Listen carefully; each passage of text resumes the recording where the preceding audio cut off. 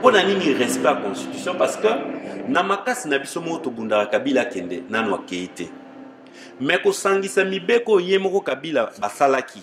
Yem to signer likolo la constitution za yo nanga te. Mibeko wana ezo bengani la biso ye. Papa, est-ce que yo soko zo beta bal na toutes nos questions. Oza liboso ya gardien, défenseur a sali fausse passe. Et bimi liboso na yo. Okotia bite pour défenseur et adversaire mutakate le paswana. Okotia. Ande wana. Na sepelite nde na façon makamuzo kendele bat bazolingo memelango. Ofi abeta mwasi abeta mobali alingaki abeta moto. Vous comprenez? Moi na mwasi za na valeur koleka mwana mobali te. To mwana mobali za na valeur koleka mwana mwasi te. Biso toza ba être humain. Ezate ke oh non, kofi alinga beta mwasi nde komi terrible. Soka beta ki mobali za eloko te non. Botika biloko wana. Parce que les mêmes femmes qui vous disent ah bah beti moi si, ce sont les premières à vous dire émancipation de la femme. Donc moi ça comme libre, moi c'est ça danger ça libre na ndenge na. Pour ça libre na ndenge bako ako bunda pe na ndenge na ndenge mona mwana mobali. Donc dans le sens que nazo mona quand même ba congolais belé ba osepela na musala ya ndeko Eliezer. Mais siko soki yo ebaki te ngam na bimisa ndeko Eliezer. C'est très bien. Soki ya za succès. Et ça, le roi a un succès. Il faut reconnaître yo. Non. Mentor à moto. Netinga boy. Mentor nanga na reconnaître voilà. Nabima auprès ya. En tout cas, Babi à sa coup de pouce, c'est fut mon mentor dans le Congolais ou pas? Congolais. Oui, Congolais de tout ça. Nakas. Siko yoso batunyo papa no nani. Okolo bano petante. Batu oyo basali combat intelligent. Peuple mokonzi baza les seuls oyo bazo sala un combat intelligent ba bengi pe muto ya bimisa ki likanza combat ya ndeko makambo bando linga to sala yango to komo sala to bandi pe moi branche politique moi organisation moi boye makambo yo souhaitaka yango to sala. Alors pour ça oko zanga te na réunion na biso ngo eza ndenge nini invité azali invité zanani eza ndeko Adolphe Muzito ozala invité na réunion wana. Ba expliquer nga indenge ekolekana ba expliquer nga bien fondé nango na zui yango na analyser yango na ndenga combat intelligent na approuver présence nanga na esika wana o batikela biso na ba mbiaka ya bulo oyo ba vie manda chebwa ba vie lukunku sampu ba vie kayumbi beya ba zebele hein ba tuwana batika eloko moko boye eza noble eza ba valeur nga nazalaki défenseur ya ba valeur et lokola na boye kozala na philosophie wana ndo omonaki makambo nyonso wana mais eza nango de bonne guerre et guerre wana j'ai du mal à oyebisa wana na gagna o biso nyonso na nga na ye biso nyonso tokenda vers politique na politique pe coïncidence des choses yaza na camp wana ngai pe naza na côté oyo yebi tokendaka na ba élection quand na bango etricha ba élection mais aujourd'hui lui il est au parlement. Ngai na côté parlement te po tricherie wana ezalaki ko viser nde biso. Donc je n'ai pas dit qu'il n'a pas été élu ou qu'il a été élu, mais na lobby que quand na bango ezalaki tricherie et biso quand na biso tozalaki asphyxié. Mais ba masto bazali ko lata ba tenue bazongela tenue toko boma boulot a tenue te ba ope baza bato ba veste baza na veste mais bato a tenue ba major ba capitaine ba colonel tout ba généraux to ina mona combat ba kanisa te que eza facile ka kolata veste ko sa politique toza na besoin pe lumbe continuer omoni lumbe kufi bato ba ko beta muzito bazala kite ba komi ko senga ke ba lokuna po ani beta ke muzito te. Comment vous voulez nga na sala ka politique na beta muzito yo bandola ta tenue po na ni yo yakite wana po yo beta e ozomona bato a tenue nde bazonga po sino te kote wana kufi faut ba tupe ba betama na bi bien que na ko boya te na pesi ba ndeko nyonso ya apareko yo zo ba na ndenga polémique là na zaka na problème na apareko te apareko so pesi apareko mbote se ko bandina na mukonzi nango papa Honoré Ngwanda ba mama Candido keke wana nyonso to mona ka musala bazo sala na pesi bango nyonso mbote na bande kwa site ba site to ezala ka sima pareko ba site wana musuko na nini ba Congo nini baliso bende ce qui tout ça hein ils a bon côté moi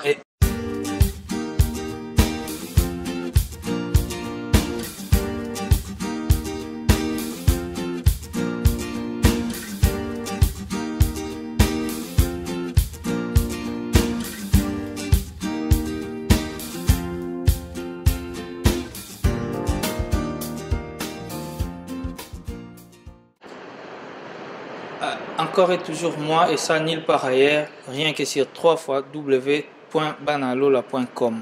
Aujourd'hui, j'ai quelqu'un, moi je ne sais même pas si j'ose le présenter, parce que moi je l'ai connu vers les années 2006. À l'époque, il était encore chroniqueur. Il présentait ses émissions au sein des canal Kin TV, si je ne me trompe pas. Donc, il s'appelle Babi Balokuna, la chaîne qui était pro Bemba. Et c'était un monsieur qui présentait, qui battait un peu campagne pour Bemba. Mais aujourd'hui, subitement, je les vois, je ne sais pas si je pourrais dire tshisekédiste, mais je les vois vraiment auprès, il fait partie des gens qui font la ceinture de Tshisekedi. Donc je ne sais pas si c'est les idées qu'il a poussé à devenir Tshisekedi ou est-ce qu'il a trouvé les idées auxquelles il défend ne correspondent plus aux idées du parti de Jean-Pierre Bemba. Donc je ne sais pas, je vais lui poser cette question. Lui-même, il va faire sa présentation et nous dire qu'est-ce qu'il en est.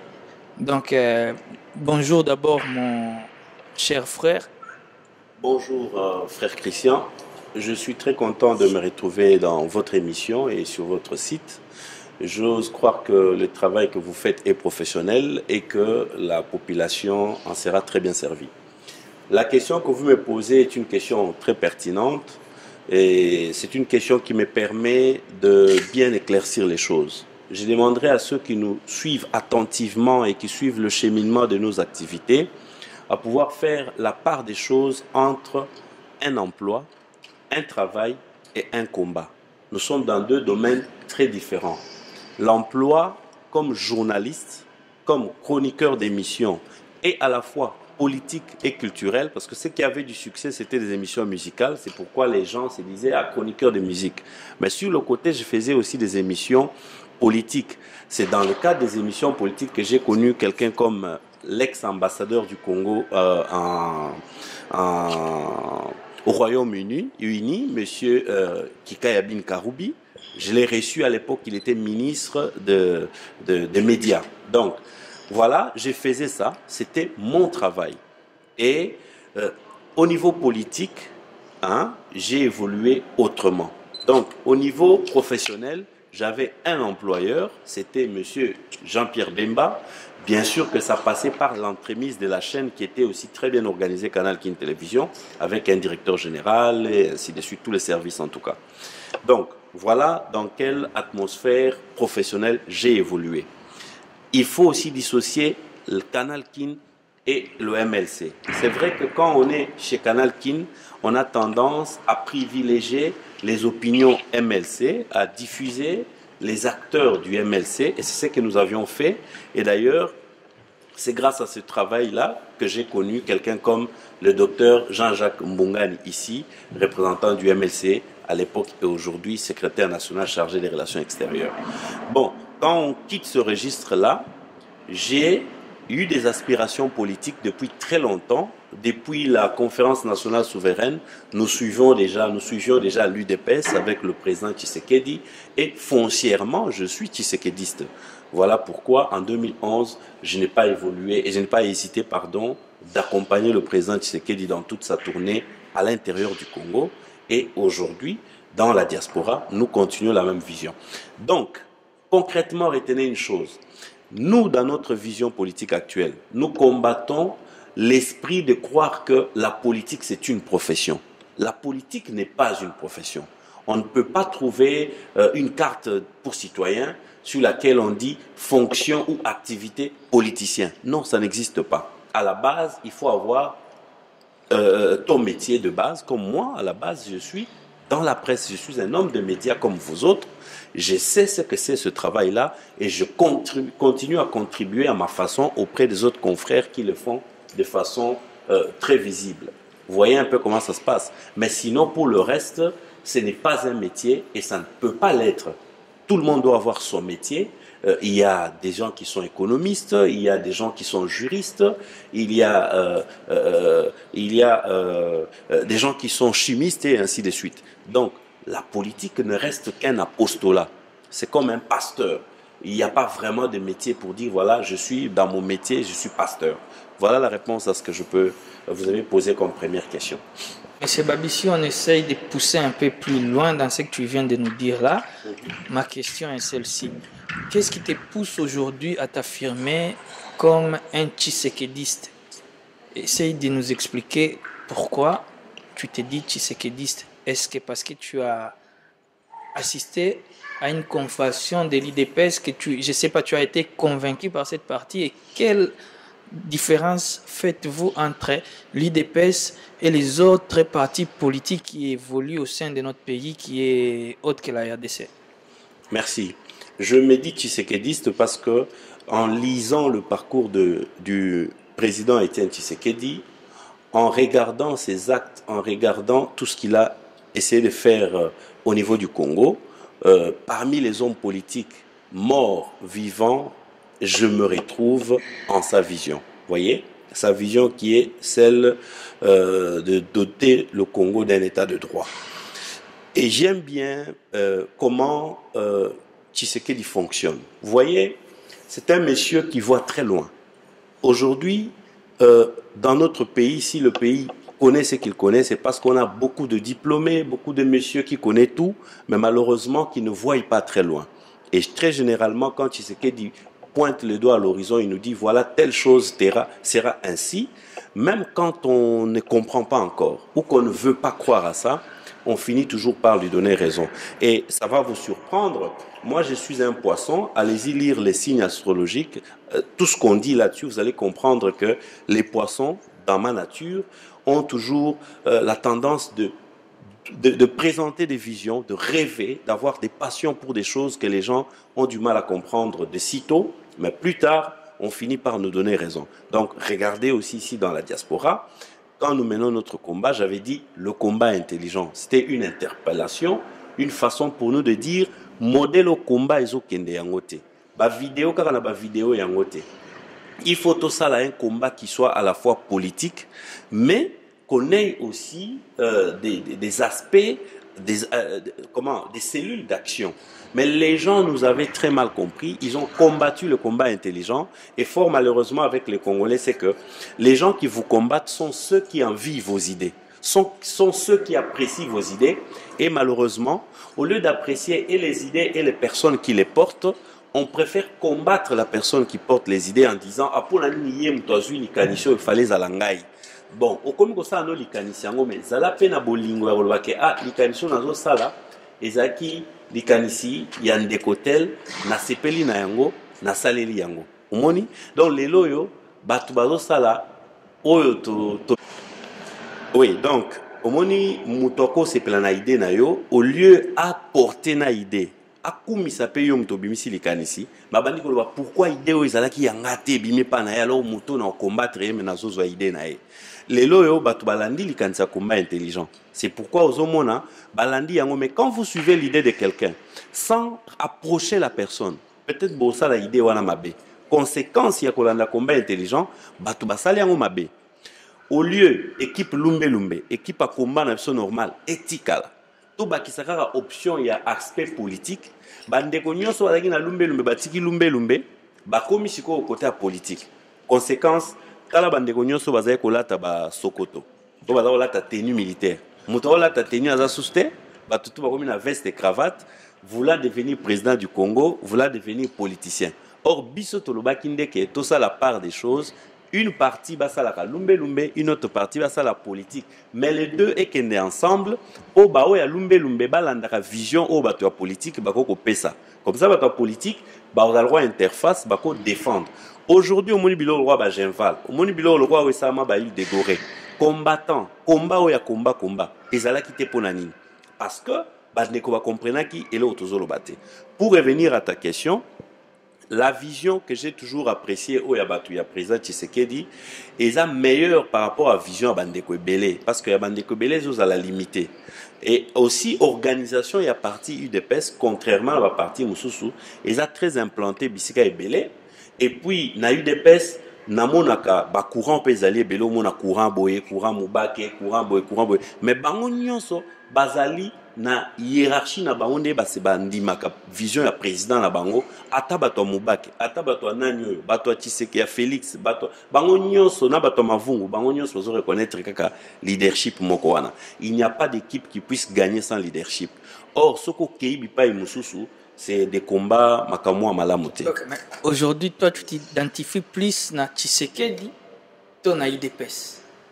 Lelo et puis parce que après Tshisekedi quand se le disent Tshisekedi tozo bois que la elle sous bambou le belé mais Tshisekedi aujourd'hui c'est un vieux. Tu t'identifies beaucoup plus dans Tshisekedi to na IDPS après Tshisekedi.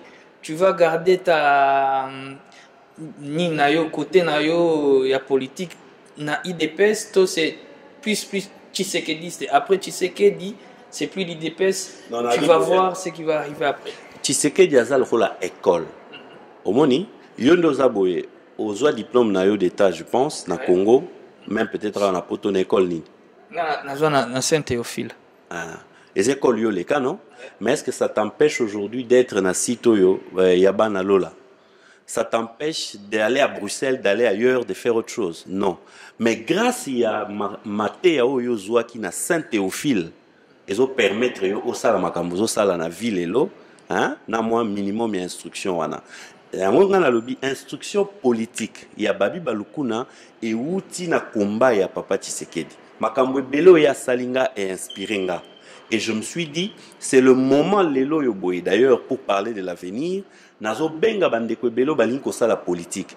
To bengana ngai nazali pour promouvoir la nouvelle classe politique. Kanga eloko bien. Moi ndenge na lobaka combat intelligent.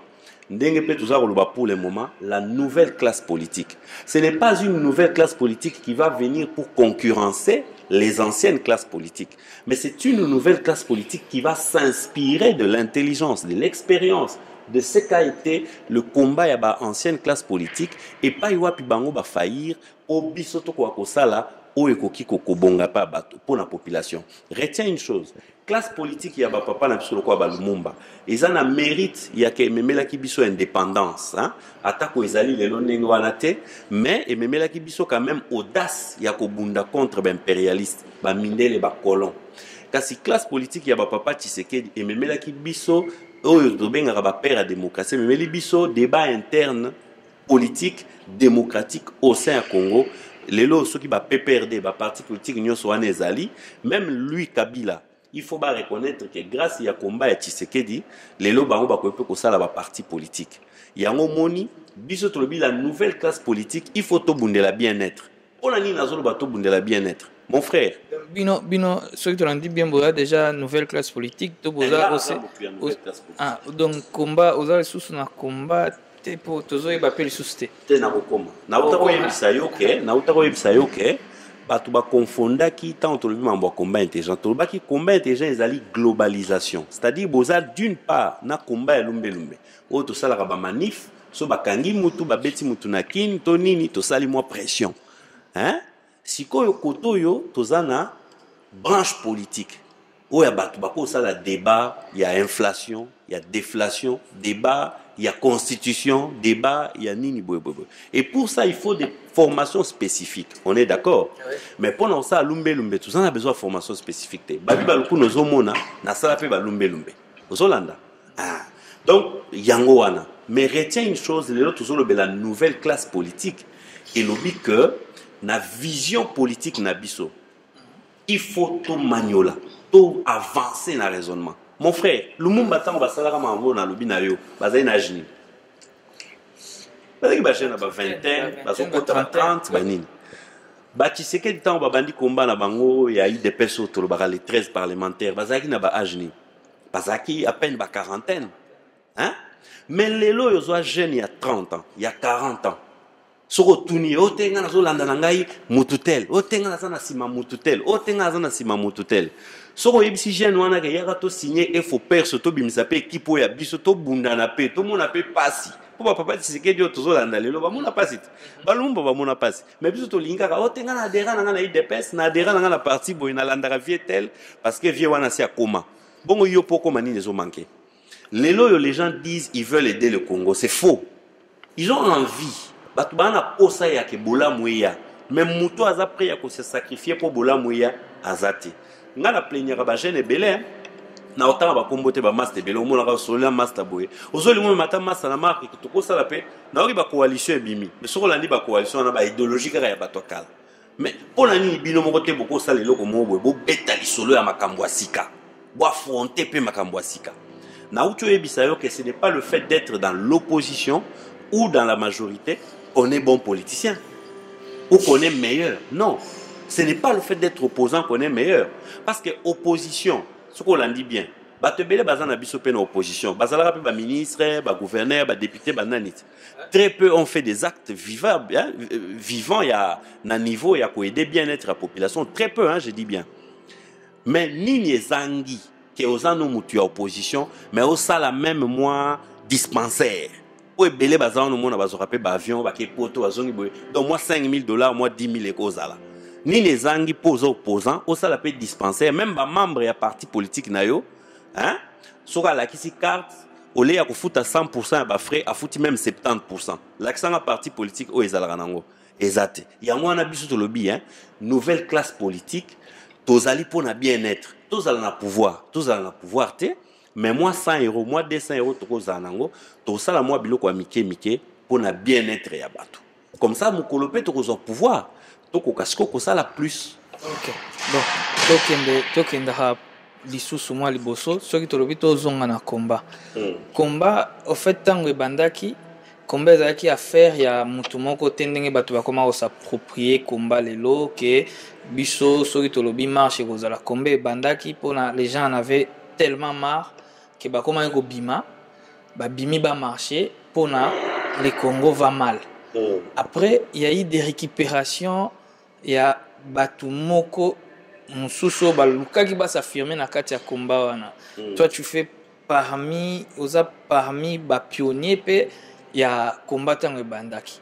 Mais lelo oyo batu ba s'affirmer na combat ba comme obimisa mitu ebele lelo combat ezali susu ndenge ezalaki te combat comme na ba plateforme ba groupuscule ba misusu bazo oser même koloba na ba émission que combat ici esili sikoyo tokomi ko lukato sangana don il y a pas longtemps to mona ki peyo tu as fait partie à na habité sur na au prétaki allégeance na peuple mokonzi to monio après avoir réussi monsieur Adolphe Muzitu tu étais là, tu as dit que bon, tu es pour l'unité et tout et tout.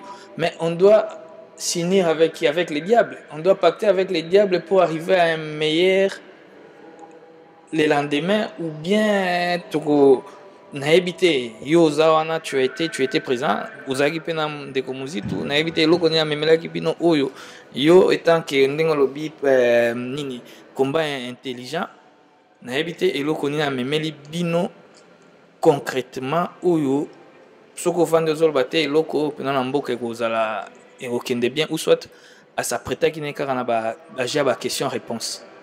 Bon, na motuno lobi nazomona à peu près 2 ou 3 questions. Et loko liboso na ko ebisa yo ngai na nesengo parce que bandeko nyonso lelo bazo sangana, bazo sala ba mouvement, bazo sala ba plateforme, bazo sala pour n'engager sengo parce que quand on a commencé à dire combat intelligent batubele bando kanisa ke non ate bazolo ba mamba ba diplôme mais batupe belo basi basali ba groupe bazaka na ba diplôme te ozomona lelo yo et combat zaki na ba langage mo du genre mokonzi mutu na combat zate mais petit à petit ko mona ke na groupe bo tel cordon tel président tel secrétaire général tel c'est que ba comprendre que sans kozala roi ba fourmi na mulongo moyen ko sala musala ezate. Ça c'est bien. Pour ça la groupe banini, c'est bien. Je suis très content. Ngaïta on a bani ko kende Congo na 2007. Rwanda muto azali na idea ke longo ke sala combat na Congo azala kité. Ngai na bani ko kende combat ba vidéo ba makambo ezali. Na kenda ngamo na kin ko sangisa batu ko solo la ba réunion banini. Lelo bande ko pe ba komo kende ba kin ngapo nanga eza esengo. Donc évolution des taux kende eza bien. Nalobi likambo ya unité pona nini. Yozo tu nanga so na sali allégeance na peuple mokozi. Non. Webi Congolais za mutu mo za na nature ya ko dénigrer baninga, ko dédaigner baninga. Et ça ce n'est pas bien parce que ngai lelo yo soki na kepa ya peuple mokozi. Pourquoi faut ka bolo ba ke o koti na peuple mokozi? Pona nini? siko groupe au combat intelligent on a kambaka bato na kambaka wana musana bango siko etikali ndenge wana na kende ki peuple mokonzi de la même façon biso combat intelligent so to organiser biloko to combattant nyonso ba groupe nyonso so to organiser ma to bengisa ka bandeko eza boite tango na moni bandeko o ya peuple mokonzi basali eloko ba bengisi ndeko na bango ba lukuna combat intelligent o yo loba c'est le seul groupe na ba groupe nyonso ya poto o ba bandi ko sala un combat intelligent mais bazo ndimati combat intelligent o ezali faut ba yamba muzitu po na okoma batu oyo basali combat intelligent peuple mokonzi baza les seuls oyo bazo sala un combat intelligent ba bengi pe muto oyo abimisaki likanisa combat intelligent ndeko makambo bando linga to sala yango to komo sala to bandi pe moi branche politique moi organisation moi boye makambo yo souhaitaka yango to sala alors pour ça oko zanga te na réunion na biso ngo eza ndenge nini invité azali invité zanani eza ndeko Adolphe Muzito ozala invité na réunion wana ba expliquer ngai ndenge ekolekana ba expliquer nga bien fondé nango na zui yango na analyser yango na ndenga combat intelligent na approuver présence nanga na esika wana sikoyo na ebite ndeko azana ndako o yazo mona kaka ke lokola basali ndenge ya lingaki te o to sali za mabe nini lakisi eke oyo yazo kanisa ke fallait to sala ndeza malamu yo balobi ozalaki déjà na conférence oyo Muzito azalaki invité na ULB donc tango bandeko ya peuple mokonzi ba bengisi ozalaki nango deuxième participation na yo na ba makambo ya Muzito vrai ou faux ozalaki déjà na conférence papa ngata on akendara bisike za robata matin parce que tant on a sala combat na sala ngo pona mutu mota senganga ke sala combat na zo futa yo na fin du mois non nazalaki déjà na oyo wana et puis information na opesa yo siko combat eza contre qui yo kana ndeko na ngai combat eza contre ba individu caractère eza contre combat ezali contre toute une idéologie combat ezali contre tout un système combat ezali ba individu te parce que kozwa Muzito nenga yaki Bruxelles Muzito fait partie du système boko kozwa Muzito nenga yaki Bruxelles bobomiye kengo abeta mate elongola e président ya Sénat papa kengo mine longwat Chez Okitunu na Londres batika mutakalat Christophe Muzungu wana porte de Namur abeta mabambatat elembisa Kabila elongola c'est-à-dire que quand on fait un combat c'est pourquoi il faut avoir des visionnaires quand on fait un combat ba visionnaire nde ba obimisa ba stratégie ba bi moment oyo to beta bato omoni moment oyo le roi ba bomi biso pe to sa nini moment oyo lokola ba sali boye to sala boye eza stratégie omoni stratégie à moment oyo ezali basé sur respect à constitution pona nini respect à constitution parce que na makasi na biso moto bundaka Kabila kende nanu akeite mais ko sangisa mibeko yemoko Kabila basalaki yem to signal ko la constitution za yo nanga te mibeko wana ezo benganela biso ye papa est-ce que yo sokozo beta bal na toutes nos questions oza liboso ya gardien défenseur asali fausse passe et bimi liboso na yo okotia bite pour défenseur et adversaire mutakateli passe wana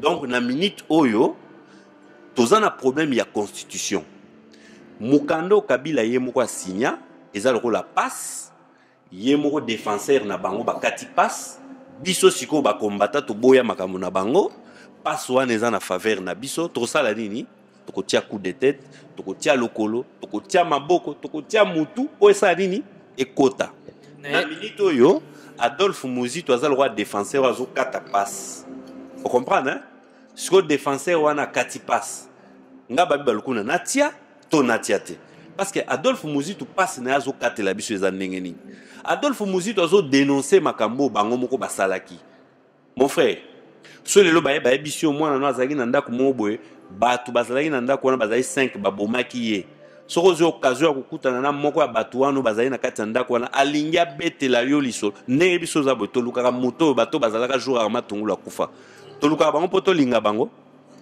mon frère tolukaka bango po toyoka ne serait-ce que nini elekanaka ozolanda tolukaka bango teke po tolinga bango yo monaki na salle wana Muzito azalaki batandelaki Muzito tapis rouge là wana soki toke na logique des choses ozoloba là tu peux avoir une partie des raisons.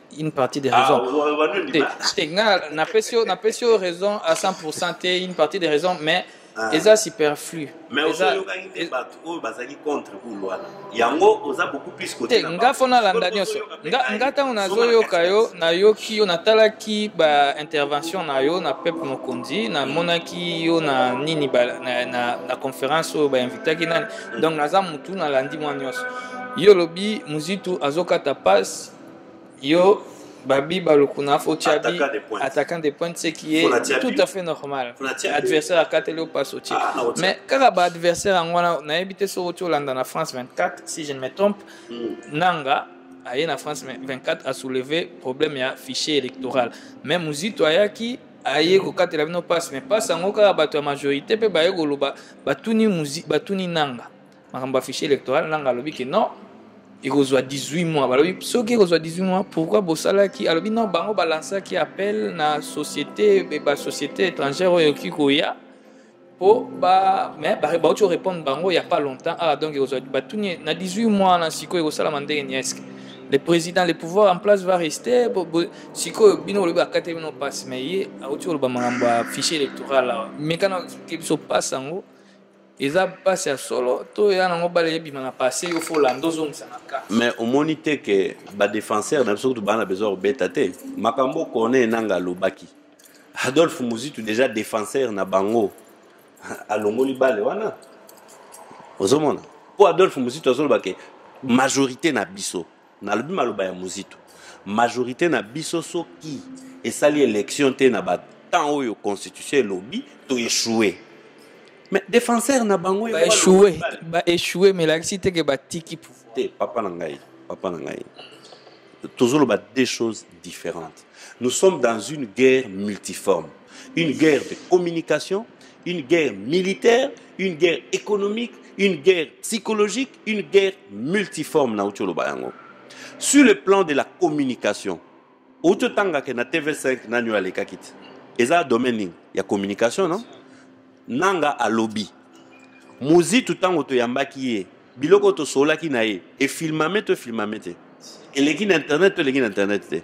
Soki to bombaki yango, ezali biloko moko e debisote, mais loko les a diffusé. Maloba ya Muzitu, na maloba ya nanga.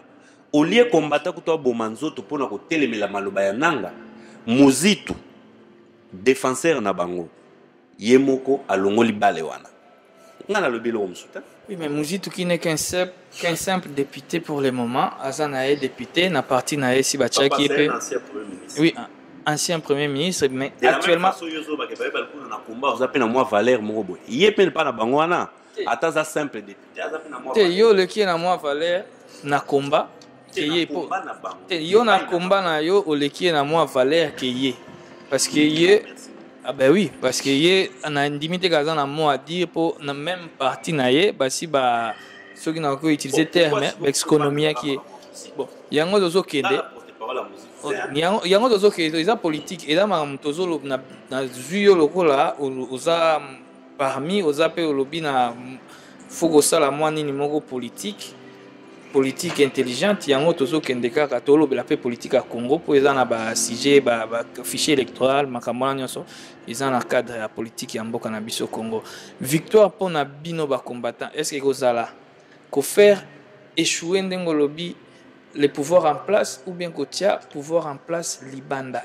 Et deuxième sous question ceux qui votent pouvoir en place libanda il y aurait un changement ou bien le système est tellement ancré que ça va continuer parce que Boutier peut-être quelques têtes libanda mais je ne pense pas que vous allez faire le ménage à Kolongola tous ces gens là au bazar na Katiwana où ça va se passer comment parce que vous risquez de prendre le pouvoir et continuer répondre simplement sur la toute question Congo comme une situation au Ponanine je crois que au Kolobalokwa bande ko belé likolo Kabila comprendre.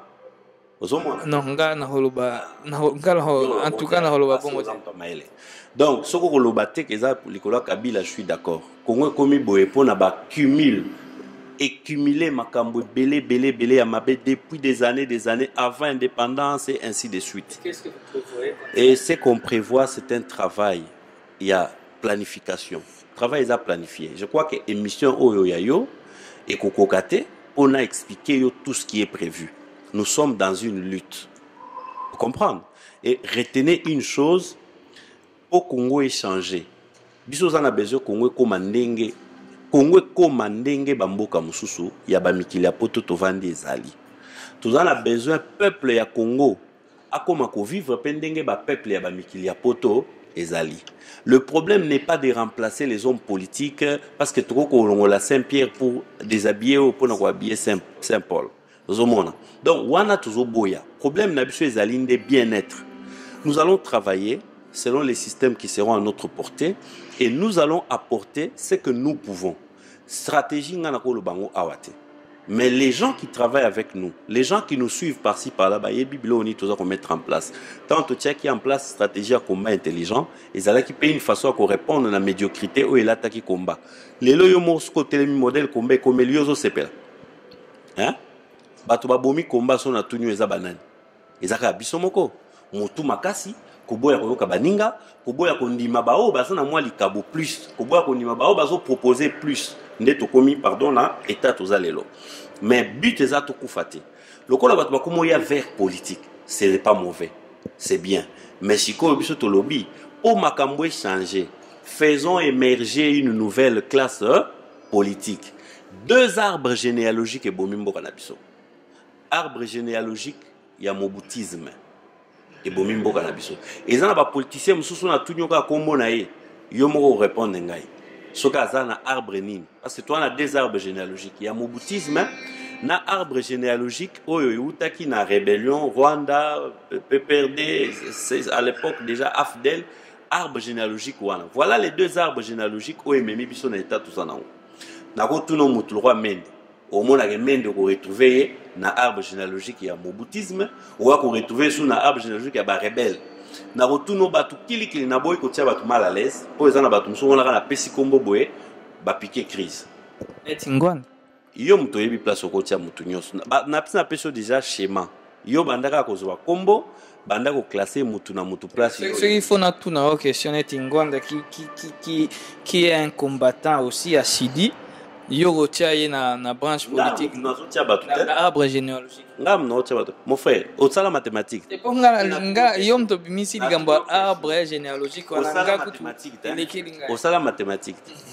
Sur au sala mathématique, au moins que ba pesa so ba formule. Si ba oba ozanga arbre généalogique o tia bango apineti yo. Voilà nouvelle classe politique. Yo kanga. Yo mtoyeba. Na biboye. Landanga bien. Au sala mathématique de. Na maths ba pesa so possibilité ya ba formule mo bizala nango des années. Yo formule wana c'est l'exercice ba pesa yo. Soko du chiffre o tient na formule wana et pesi résultat boy. Nga siko nazalo kwa na pesio formule. Soko lingo ye ba difficulté to wana ngo lelo. Olingo bimisa nouvelle classe politique. Zoa des arbres généalogiques wana. Arbre généalogique moboutiste, na arbre généalogique rebelle rwandais et ainsi de suite. Et rwandais baksara pe wana. Donc, soko zu kombo moto. O betiye, o tali na parcours na ye, abosa wapi, azalaki wapi, alekeli nzela nini. Batu musu bala na malchance ya na des arbres généalogiques wala. Bo bazangi bon Tshisekedi. Comme c'est le dit. Mais nga lelo na yambi mutu nouvelle classe politique mais qui c'est mais kazinga na tangi vie yo mutu ye na logique wana to mekana to ba aza mutu oyo a se ressusciter na des arbres généalogiques azo créer arbre généalogique na yepe te asia créer mais oki otuninga na biso ba Tshisekediste aza mutu af delta Tshisekedi c'est moboutiste à la base parce qu'il a travaillé avec à l'époque les pouvoirs de Lumumba ça ko sala la société mindele vrai ou faux mais lumumbisme oui bien monté oui lumumbisme est courant na ya kinango parce que lui n'a pas travaillé lui ne s'est à Tokyo le bandé ne s'est identifié pas na kimoboutiste et après mais ba père spirituel na bino liboso azali na moboutiste azali na moboutisme uyebi yango mutu yebi yango généalogique na wana sikoyo to mso ayo sala ye metu tia pe na côté problème te yo mtu zotia ngana piso ba formule yo zotia siko pwanyo suika na Tshisekedi susino ega Tshisekedi ka epesi moi ngana yambi invité na ngai mutu ya nouvelle classe politique mais tanga suba msusu pe ngana yambi invité na ngai mutu ya nouvelle classe politique mais donc celle politicien na Congo e bezavie titi ngana yambi nde yo mais aza danger donc yebi kaka ye vi aza danger mais na comprendre te ndenge nini yo to batu pe lobeli na kin via kiti yo monani te non ngai nakite kin te pona raison ya makambo ya aéroport ya Bruxelles échangé avant attentat nga na koma susu za 20 te na yebaki te ke makambo ebele échangé ndenge wana yango na rataki vol mais ngai ko kita makambo fi azosala nga na viva déjà na sala ngo déjà de tozalaka na ye déjà na ba 2010 tanga azozonga ki na uti convalescence eza biloko na sina viva nga na azozonga mingi te pona ko vivre biloko wana pona yebi yango ke aza égal à lui-même nazali kozonga pona okesala mosala moko ya terrain mais je ne vais pas dévoiler ça ici comme nano esalamité et kosalama bato baomonaka alingi kaka na informé yo kaka mpona kende mosika te ya pas plus tard qu'avant-hier, je crois, j'ai suivi na France 24. Baboma qui n'a été sur l'andi militant moko et pas policier juste parce qu'elle a un t-shirt à l'effigie à Tshisekedi. Donc, ils ont acte moko to l'anda qui biso so ba condamné qui mais acte atrocité nyonso ils ont condamnable. Donc, ceux qui n'ont condamné te na commis animal. Mais je suis loin d'être un animal, donc on ne peut que condamner quand ça ne va mal. Bon, naza ko bima moi contexte politique, mais tozalaka na politique, pona tunayo toyebaki babi à un moment donné, série okendaki Kisasa, na évité soki yango pe sala ke okendeli souvent tu as eu des difficultés avec un des séries na évité soki na rôle bazala confrère na yo na musala ou soit azalaki déjà député qui ndenge toyoka qui t'a mené la vie dire affaire Zakari Bababaso et Babi Balukuna série moko ezalaki Tom et Jerry. Yo moko zawana tozio nano s'expliquer en likambango te essaye un peu de nous dire qu'est-ce qui s'est passé entre yo na Zakari pour comment na point wana boelaka mwasi pour ba congolais za mingi yango wana boelaka mwasi boelaka libanga qu'est-ce qui s'est vraiment passé entre toi et ton frère Zakari qui se retrouve aujourd'hui député au sein de la majorité présidentielle? Non, c'est exactement le cas, mais ce qui est simple, tout ce qu'elle a la moi cité comme tu dis, le seul problème, il y a philosophie à Moussala. Moni, Zakari a une philosophie au yaye, au bien, n'engage moi le baka, le Zakarisme na batunaye, baluka kolobanetiye, kosa mamnetiye. Ngai babi balukuna na ye na presse na sima Zakari. Mais tant on a ye, na boya ki lokwa idéologie na ye wana ezalaki na mwa moto na ngona moma wana. Nga na boya ki kozala na idéologie wana nga na zalaki na idéologie mususu o batikela biso na ba mbiaka ya bulo oyo ba vie manda tiebwa ba vie lukunku sampu ba vie kayumbi beya ba bazebele hein ba tuwana batika eloko moko boye eza noble eza ba valeur nga na zalaki défenseur ya ba valeur et lokola na boya kozala na philosophie wana ndo mona ki makambo nyonso wana mais eza nango de bonne guerre et guerre wana j'ai du mal à voir ça on a gagné au bisogno sonanga na ye bison stokenda faire politique na politique pe coïncidence des choses il y a na camp wana nga pe na zana côté oyo yebi tokenda na ba élection quand na bango et tricha ba élection mais aujourd'hui lui il est au parlement ngai na côté parlement te po tricherie wana ezalaki ko viser nde biso. Donc, je n'ai pas dit qu'il n'a pas été élu ou qu'il a été élu, mais na lobby que quand na bango, ça la qui tricherie. Et biso quand na biso, tous ala qui asphyxié. Les loyo, tous ali boye, constitution est en faveur na biso, est en défaveur na bango. Voilà guerre na biso tous en wangwa. Tous en guerre de société. Ok. Lokola au possible. La paix la force yaku que na qui na bloqué ngate entre 2007 na 2010 ou 2011 babi balukuna na qui n'atteint plus de 10 fois aller-retour aller-retour aller-retour aller-retour aller-retour nazalaka na moi ba problème moko ndeka ezalaka na poto au mukanda pe silaka o comprendre mukanda silaka nazalaka na kin yepa yokaka basango nango Ah, lokola ennemi na yo osa ndenge nini osombili ka mongoti abandi ko yembango azonga poto total mais yo yebika poto soko zalaka déjà koto yo créer famille banini atotikali na kini 50 ans osa nini oya lisusu heureusement pour moi et ça la 50 ans te ça na oka quelques mois et puis nazonga et puis alingaka bela kipeleke sitanga waya ke nazongi or en tant que moi na poto akala akwa résoudre ma manengo wana te. Mais ça va les passer en tout cas. Ngana yepe lelo tout ça vraiment un problème té. To komis ko na problème il y a combat politique parce que ça député abimi député na circonscription électorale nangai. Konga pe na mwana lukunga. Ngana yeto postulat qui place moko.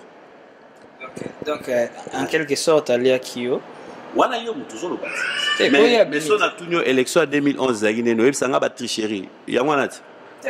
Ce tricherie ça c'est-à-dire bateau il fallait bazala élu bazé lutter batie bato mususu tricherie wana eloba makaba bato ba te ozolo ba boyo kate ba kansake tricherie wana eloba maka ndenge eloba maka ba preuve te ngana za même ya répondre na question na te ponga mais oui siko bonal boza collabo bendeli te ngana ko répondre ngai na koyebisa yo eloko yo nga j'ai vu de mes propres yeux je te dirai sur le terrain nazo expliquer que ba tricher ki ba élection biso na lukunga par exemple la moitié à ba bureau de vote na biso ba limwisaki ba bulletin nango muto azalaki kuna monsieur Njoli il y a eu MLC ba limwisaki ba bulletin de vote na biso nyonso à la moitié siko résultat oyo zo mona ndeko na so Zakara za député et ça résultat ya la moitié ya ba bureau de vote là où 100 personnes ont voté ba bimisika résultat ya 50 personnes zo mona siko na 50 personnes wana ba bimisi liste ya bateau soi-disant bango baza élu siko bateau wana baza élu sur quelle base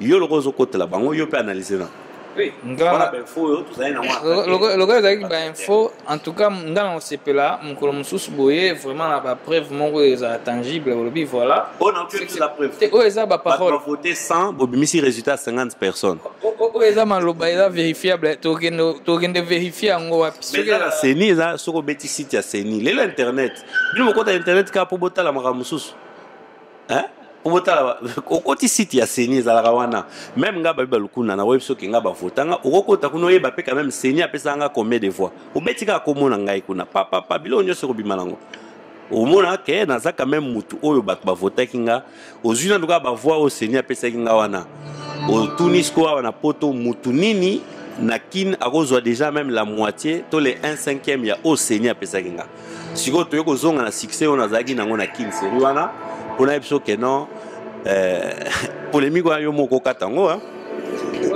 kaka ndenge olobi succès ozalaki nango kin seri wana sikoyo tant musu succès yango eza lisusu te po okoma kin po yo kati fo ozonga nano kin po toyeba po seri wana ozalaki na succès certes ya solo mutu akoki oboya yango aza te lelo oyo eza su ndenge moko te soki ozosepela na bato lokwa Eliezer osepela na ndeko Eliezer bon nga ndenge naza na yo boye te lokola naza na yo awa nakoyebisa yo ouvertement parce que moi je suis parmi bato oyo basala baanalysa badire à Eliezer et na essuya bacritique mpe bainjire ebele parce que simplement bakongolais toza na culture ya analyse te nafingi te nazwi nasali analyse na poste na essuya ba critique ebele donc nakoki ko se prononcer te na sens que nazomona quand même bakongolais ebele baosepela na mosala ya ndeko Eliezer mais sikoyo soki yo oyebaki te nga nabimisa ndeko Eliezer ozomona très bien soki ye aza na succès eza lokwa nga na succès il faut reconnaître yo non mentor a mutu neti nga boye mentor nanga na reconnaître ye voilà nabima auprès ya en tout cas babi à sa coup de pouce c'est fui mon mentor dans la congolais ou pas congolais oui congolais ndeto za la non makasi siko yo so batunyo papa no nani okolo bano pe tante na poto yo mona batuta zo présenter non na bango ke papa na ngaye so représenter non na mino ke papa na yo so batunyo na par exemple ngai e faux perso nga pena babimisa ngate parce que nga na ya na TV ba marque tabu baza ba collègue na nga boulot hein nga na ya na TV na ndenge basala ba lancer offre d'emploi ba recruter bosali o ba benga casting to sali ba test pendant presque 6 mois nde na olo ba bato basala na chaîne na biso ba yebi nde ba recruter biso modèle wana donc siko olobaka mutu or ba émission belé zali keneti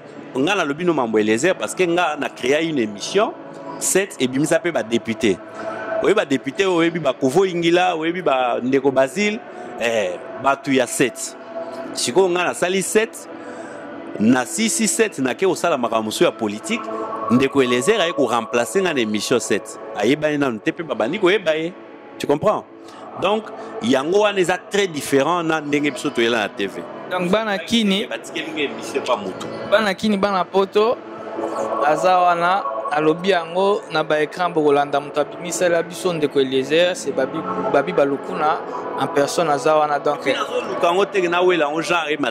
c'est une fierté c'est même moi j'ai appris je ne peux que te jeter des fleurs donc c'est une fierté. Donc les appels que non aux ana car na yo kumba aussi sur yeux Ndeko zwana nous volant nyata frère boy sala boy motopanyo kumba peka o c'est plateau et les lois zo kumba ba grand car kana landa moi ba intervention belé alobaki na ba problème ezate yo na si Olanda ki ngalobi ke boyo kana kate na chaîne wana fala ça po o exijaka voiture na oloba seke o ya lobaki o exijaka voiture yango ba bengaki ye mon frère na lobi boye contrat de travail to arrangement entre employeur na employé zalaka individuel vous comprenez beaucoup za la binonyo so bo se retrouver na kati ya Colorite bo sala kuna mais oyebite o na o ezandenge nini bozata musupe bo futa manenge morte vous comprenez ngana tikala kozala muto musala na chaîne ya Ndeko na biso grand frère Roger Lumbala te ngana zalaki nanga neti professionnel neti voilà hein patron ya chaîne na bango asali recours nanga que voilà na moi connaissance nango ya ko prêter son main forte na boulot nango na émission wana ozo créer cette wana tia yango chez biso na zo émission 7 na tie chez bango allez papa ebanyo kende bien ngai na grand frère nanga toujours ba problème na biso personnel oyo ya ko yeba te parce que zalaki gérer na niveau na été comprendre naza na besoin ozo mama te ponga na grand frère nanga tozana biso bien donc yesiko le la vie des alaki et que moto a chaîne ezalaki wana déjà fallait kaka baluka moto ya rotia comprendre baluki moto batie et puis ngai na moto ngombe batiaki Eliezer toyaki na problème te abani pe ko tunanga ba conseil na osala ndenge nini na osala ndenge nini wana nazaye moto malamu comprendre et lelo e makameza ndenge ezali azokumba grand car azokumba so karo na bakumba ta komo kumba karo ya yi comprendre. Merci beaucoup. Siko so tolobi to kende poto komo chité to kena moi ba faire ya mers pour eza Congo makamboleki na Congo en tout cas eza na moi na actualité na minute na ebité soki olandi ba image car ndenge sali ba tour na monde en tout cas ndenge artiste ya munene na biso na mboka Congo la personne de Koffi Olomide ndenge asalaki moi geste ya kobeta mwasi na danseuse na ye bon ngana kobenga ngo en tout cas eza asalaki geste ya kobeta te ko eza geste ya kobeta bon na yoki na ina lobanoka elo moko je crois que c'est la pekuna na sepelite nde na façon makambo ezokendele bato bazolinga omemelango Koffi abeta mwasi abeta mobali alingaki abeta motu comprendre mwana mwasi aza na valeur koleka mwana mobali te to mwana mobali aza na valeur koleka mwana mwasi te biso nyonso toza ba être humain eza te ke oh non Koffi alinga abeta mwasi nde komi terrible soki abetaki mobali ezaka eloko te non botika biloko wana parce que les mêmes femmes qui vous disent ah babeti mwasi ce sont les premières à vous dire émancipation de la femme donc moi ça comme libre moi ça danger ça libre na ndenge nae pour ça libre na ndenge bako akobunda pe na ndenge nae ndenge mona mwana mobali donc tokota débat wana te ce qui est simple l'acte de Koffi posé sur un enfant un grand un vieux une femme un homme c'est un acte condamnable Koffi avait demandé des excuses il a présenté des excuses à Saleli Ango Boloko et puis soukeli ndenge soukeli surtout côté na ngaki na question na ngaki na poser ndewana il y a eu quelque part récupération politique dans le sens que tout le monde une personnalité au hasard député à la personne c'est la même personne qui se retrouve c'est la même personne qui se retrouve ngana zo lingande yo na tuna yo question parce que elle se retrouve qui na affaire na yo na moni sous na affaire à Kofi à lobby pour nga naza mutu na landaka musa na ngeza na landa pona yamba batuna tuna na tuna bango ba question à lobby que Zakari, monsieur Zakari Barbasso a saisi la justice pour l'affaire ya Kofi Olomide ndenge abeti mutu na nini azosenga procureur général de la République à sa la lumière na makambo wana juste Tosukawana. Et pourquoi le même monsieur Zakari Barbasso n'a-t-il pas saisi la justice pour na mutu oyo toyo kana Congo bazolo ba mutu abandaki député ou abandaki ko se masturber ceux qui peut vice-ministre na effigie à chef de l'État na sima. Pourquoi ba saisir la justice pour la même personne de Zakari n'a-t-il pas saisi la justice pour na nini? Zakari a saisi la justice na makambo ya ba élection à qui ne procureur de la République soi-disant à rendre compte pour Ndego Christian, au soulever le mot bien, merci beaucoup. Et retenir qu'il y a le mot que nous avons communication. En tout cas, dans le domaine de la communication, côté on a pouvoir en place et fauter makasi. Parce que pour justice, c'est ça les autres que les députés n'ont pas saisir entre nous. Comprendre? Et ça faute. Parce que procureur Moro wana tout le monde a rayé. Soka la mukeli makambo bato opposition ala mukela rango sans que babengaye pona nini sko na kao komaki ke foba la muka foba bengaye donc place wana robe ya justice ya kitoko te fois balata robe ya bien et le reste bon une plainte tout le monde peut la porter hein. Si Zakari a estimé qu'il pouvait porter plainte ou il pouvait faire pression, ben, c'est un citoyen qui a fait ce qu'il pouvait faire, mais ce qui donne mal les arats à cœur, ce qui coïncide mal les arats à cœur, azam mutu balaye na ba conflit na bango na Kofi tango sko ya sali yango bat bakumu na ka ke feza la pona conflit loko la Zakara s'embarquer déjà dans nzela wana alors il faut ala te kuruze wana net na yoki ba bet ba bomi combattant ya UDPS na kin il faut payer ça la susu ala mukape ça sous plainte na makambo wana so ki pa yoki neti likambe komelio il faut asombango parce que yé et comme il kamunaye osoka sali bongo te et kozonga ke wana sala ki po bazana conflit na Kofi na pesipe conseil na Zakari en passant quoi. En tout cas, vraiment, ça conseil moko ya litomba oyo nga na souligner vraiment ce qui est qui pour une affaire personnelle te logo la babomi militant à IDPS Zakari saisir pe justice ce que yo ki pe likambo komeli un jour ngai to babi autres en abisso ba simple batou saisir pe justice pour na biso pour en tout cas to là sur mon combat no communauté défenseur. Il y a batu nyonso oyo baza ba sans voix pour la justice donc yo lelo oyo komi député oyo komi défenseur ya ba sans voix auprès de la justice monsieur Zakari bon a habité soki ozana moi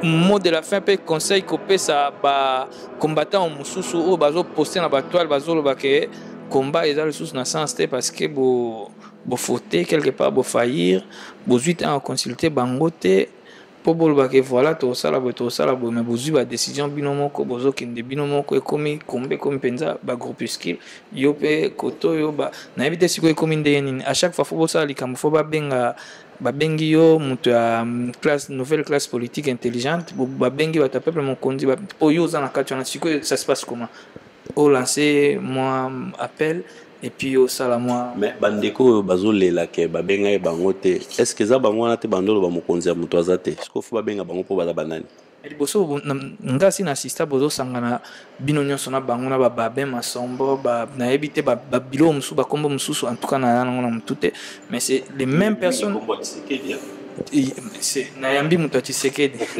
ndola mutu afie na biboye combat ezana ngokaka o combat moko wana problème eza que équipe nyonso yo échangera tactique équipe nyonso yo gagnera tous les jours te équipe nyonso yo ekoki pour changer ba joueur peut-être ba combattant oyo bando kansake bango wana nde peut-être ba combattant sika baye ya kalape mususu ba fa na bande de touche zomona yo zo kansande ke po combat ezala foka ba ya kala wana bazala donc ezala roi yo ndo zaboye ona équipe ya Congo ezala foka ba kakoko pour beta match il faut ka banda e mutumbula donc si quoi faire eza wande yango wana yo pona yo kansike combat po ezala eza bato yo lingota ba kombo no combat ezali kombe kota bato belé kombe kota bana mike kota ba mama ba papa mikolo bana classe kota kombe koma penza ndenge et se libéraliser kolo combat za la susciter comprendre kombe koma ya batutu ezasko komba ya ba valeur osali buzoba batelemeli yo moko lobi likambo ya Koffi Olomide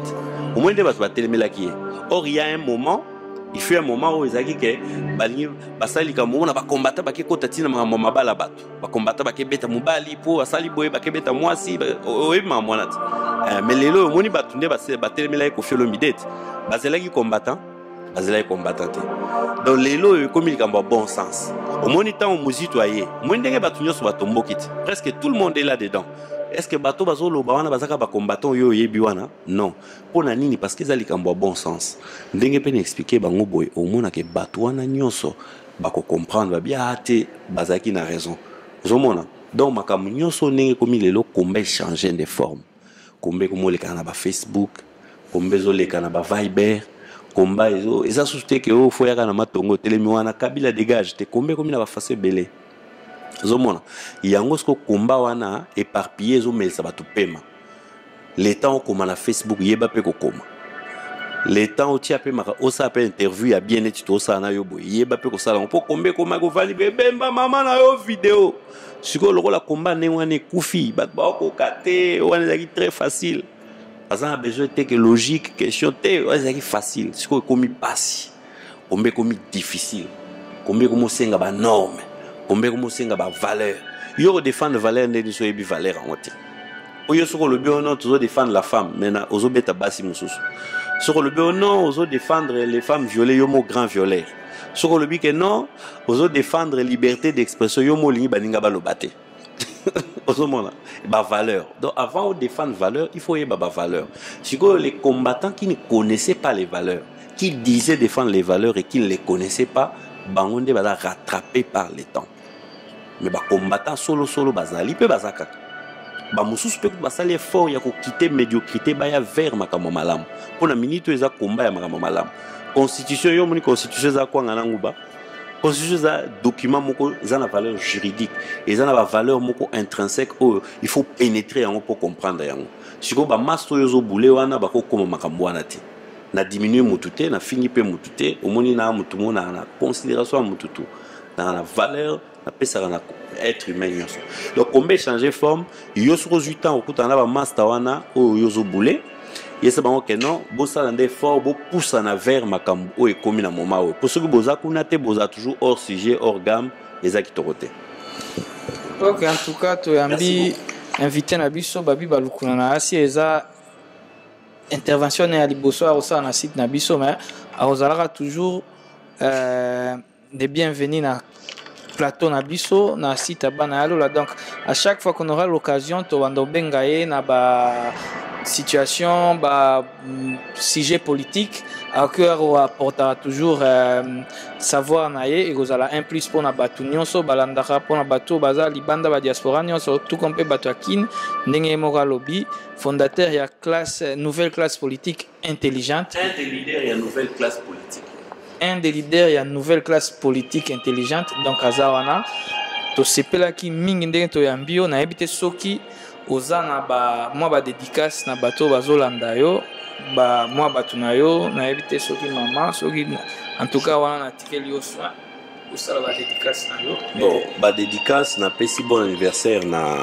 batu nyoso babotama le 5 août en commençant par Betty Kandolo hein na pesi mbote na yo Christian na ndeko na ngai azana sima matos bapisene donc toyebani mwa kala et puis na pesi mbote na Chiko Mwamba to bien avec Saint-Esprit na kati ya combat intelligent Maman Marthe à la trésorière na biso na kati ya force du combat intelligent Bruno Boula gouverneur ya combat intelligent na Bruxelles to bosanité maître Ludor capitaine juridique na biso. Et puis na pesi mbote la master to bazana kin namoni ba Rudy Mandio namoni ba Rex Kazadi namoni ba Richard Kompai namoni Abraham Lwakabwanga namoni nani musuba Félix Tshisekedi ye moko mukongwanzo ko B52 na musala zo na terrain na pesi pe bande ko mususu tout o ba comprendre que fallait kotika Kabila ko yana ngambo côté tozali ba G7 ba dynamique de l'opposition ba bolingi pe koka koma Moïse Katumbi te ba Moïse Katumbi pe ba Salomon Escadela staff wana tout vient na biso Katebe Katoto. En tout cas mutu nyonso kaka comprendre que boire ça la combo tozo sala ensemble dans le respect. En tout cas batu wana nga na opesa bango mbote na ba combattant pe bazalaka awa ba master tout ya Paris na moni pe batu basali ba allié ba alliance coalition elo moboye ba master tout wana pesa bango mbote na Londres bandeko tout bazalaka na Londres na pesa bango Londres za fief munene pe ya combat Afrique du Sud pe ko bossa naté les deux poules wana na pesa bango mbote. En tout cas, merci beaucoup. Nous aussi Batunio Sombote, surtout mingi bao basali vraiment allégeance na. Mais ba mas to bazaye ko lata ba tenue, bazonge la tenue. Toko ko mabulo a tenue te. Ba ope baza bato ba veste, baza na veste, mais bato a tenue, ba major, ba capitaine, ba colonel, tout ba généraux to ina mona combat. Ba kanizate ke eza facile ka ko lata veste ko sa politique. Toza na besoin pe lumbe continuer. Omoni lumbe kufi. Bato ba ko beta muzito bazala kite. Bakomi soko osenga ke babe lokuna po ani obeta ke muzito te. Comment vous voulez nga na sala la politique na beta muzito? Yo bandola ta tenu pona ni yo yakite wana po yo beta e. Ozomona bato tenu nde bazonga po sino te kote wana kufi. Faut bato pe ba beta ma. OK, bino mo bolandi. En tout cas, merci ndengo pesi bambote na yo na mingi bato basali allégeance na Tshisekedi. Po mingi na wako tangi ba Moïse ba grand frère Moïse mais na wako place au pesi papa ngwanda mbote te ye pas un des combattants na habité soki ye bo exclure na bi bien que na ko boya te na pesi ba ndeko nyonso ya apareko yo zo ba na ndenga polémique là na zaka na problème na apareko te apareko so pesi apareko mbote c'est ko bandina na mukonzi nango papa Honoré Ngwanda ba mama Candido keke wana nyonso to mona ka musala bazo sala na pesi bango nyonso mbote na bande kwa site ba site to ezala sima pareko ba site wana musuko na wana ba Congo nini baliso bende soki tout ça hein ezala bongo te en tout cas ko sala ka bonka ba site wana nyonso na pesi bango mbote mais ba sala ka pe souple ba rapper otala Congo hein ya bana lola donc bana lola fief nango na kati ya lola pourquoi lola pourquoi babenga Belgique lola ce qu'il faut te expliquer pour